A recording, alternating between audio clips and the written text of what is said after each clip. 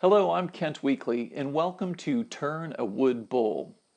Today we're going to talk about turning a quarter-sawn wood bowl. But before we get to that, please do me a huge favor and click the subscribe button below. And at the end of this video, if you like it, please click the like button as well. That'd be a big help, and I'd greatly appreciate it. Okay, quarter-sawn wood. What is that? You hear it in woodworking. You don't really hear it so much in bowl turning, but it does come into play when we work with larger logs. Okay, so quarter-sawn wood essentially is the area coming off the pith straight up 90 degrees from the pith, and there's 4 regions within a log that have quarter-sawn wood. Now, if you're dealing with a very small log, say something like this, that pith is in the center, and the region here, here, and here is quarter-sawn wood. The only problem with this is to get truly quarter-sawn wood, we only got a little dinky area here, and it's gonna be super thin, okay? And quarter-sawn wood typically has grain that's running perpendicular to the top and bottom of the particular board. Now you might be thinking, board, grain, why are you messing with all this? Because bowls have grain going up and down and around and through them, and yeah, most of the time they do. If we were to take this, a small log like this, the best way to do that is to simply split it in half, and you got 2 blanks to be working with. You can make a nice live edge bowl, or you can make a small, simple, regular bowl.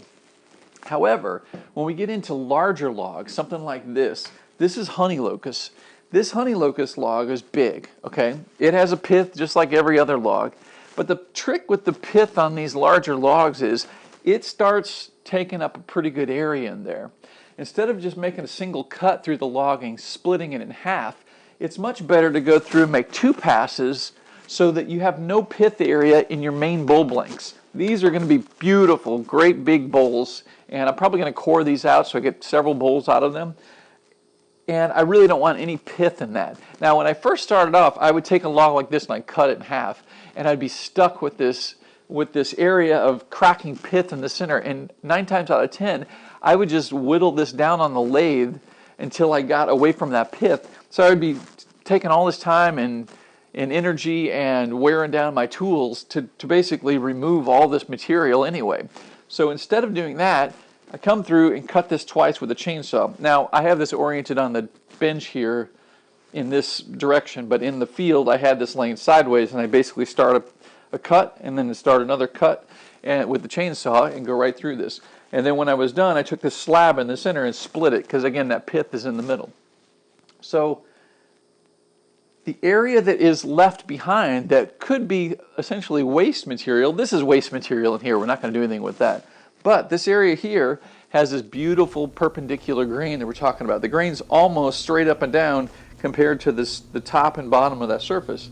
It's not very thick. It's about 2.5 inches, maybe 3 inches thick.